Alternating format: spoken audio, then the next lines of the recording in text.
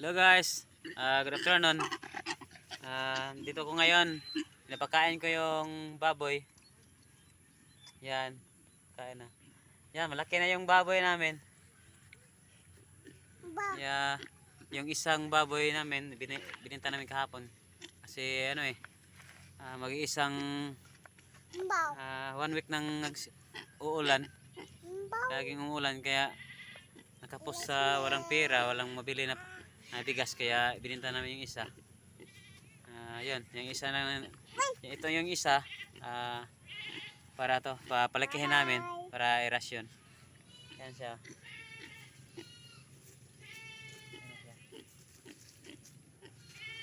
Yan, malaki na siya. Matagal-tagal kaming hindi nakapag-upload kasi hindi nakapag-load. Hirap kasi laging umulan, hindi ako nakapunta sa dagat.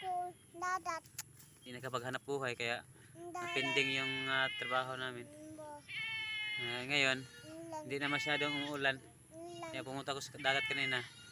Kaso hindi bibili yung suki namin ng sewage ngayon kasi hindi nila kayang ibilad kasi walang araw. Hindi nga napakita si Manang, salamat po.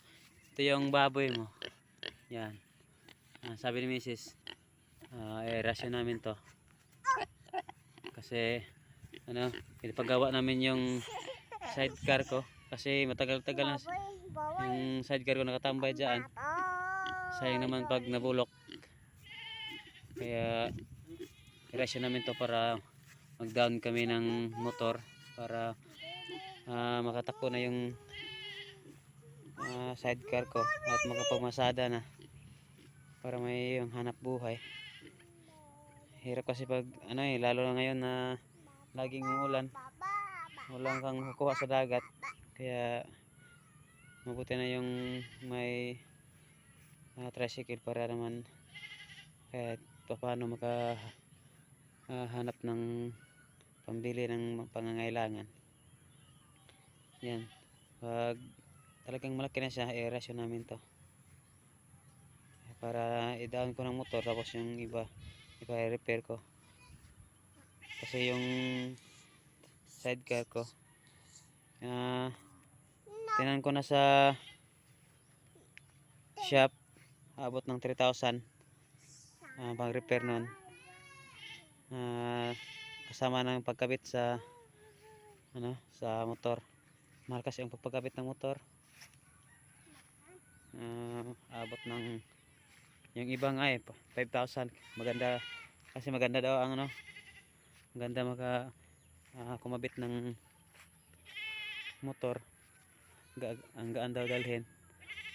Sa ibang shop may 2.8, tapos yung nilipitan ko yung pinsan ko lang 1.5, kaya doon na lang ako para mas makamura ako doon. Ito yung daan namin yan, nasisira na sa maraming dumadaan dito. Sidecar, yan sidecar ko, nabili ko to nung April yata yan. Yan, sayang kasi pag maabutan ko na mabulok hindi ko magamit, sayang yung iniipon ko. Yan, ito lang naman yung i-repair.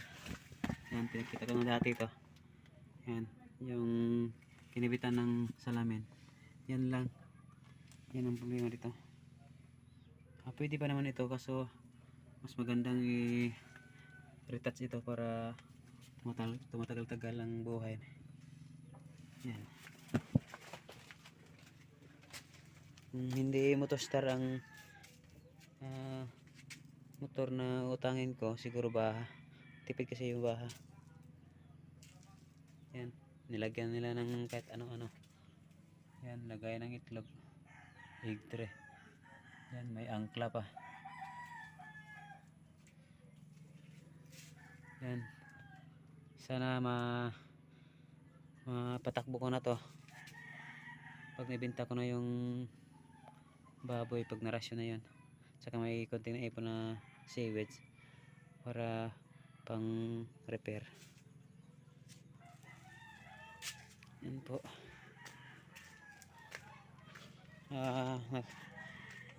Ano kasi, naisipan ko kasi na magtrabaho sa MIPSA, kaso ayaw ni Mrs. Kasi ang gusto ko kasi na wag makatrabaho ako doon, makapag-down ako ng motor. Kaso ayaw niya kasi hirap ng biyahe. Takot siya na baka malayo kasi sa mga bata. Kaya inabuti na wag na lang.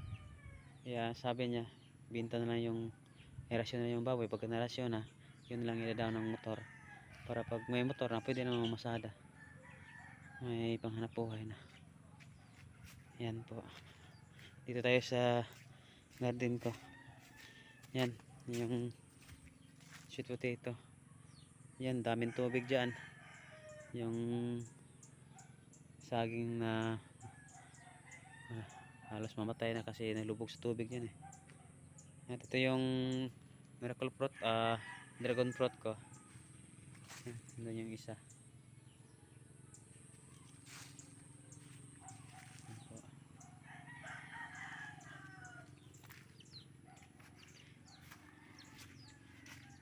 Yung buko namin.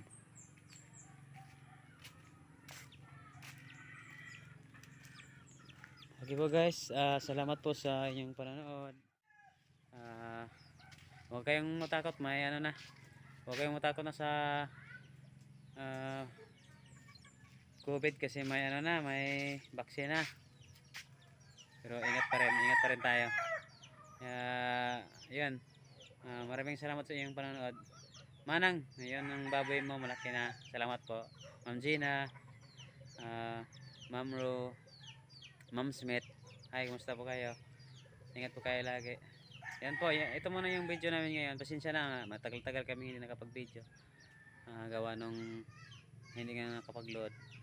Kaya okay lang po. Okay, bye-bye po. Ingat kayo lagi.